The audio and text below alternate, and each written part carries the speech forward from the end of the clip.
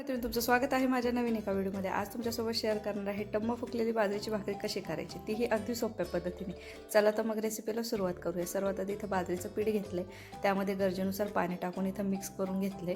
त्यानंतर ना इथे व्हिडिओत दाखवल्याप्रमाणे छान असं मळून घ्यायचं आहे. तुम्ही बघू शकता, असं छान असं मळून घ्यायचं आहे. व्हिडिओत दाखवल्याप्रमाणे सगळं फॉलो करा.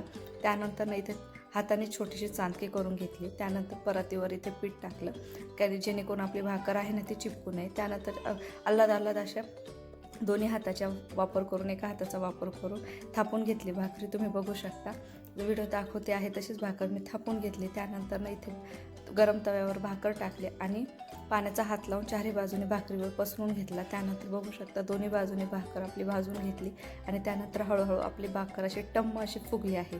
तर व्हिडिओ आवडल्यास व्हिडिओला लाईक करा, शेअर करा आणि चॅनलला सबस्क्राईब करायला विसरू नका. धन्यवाद.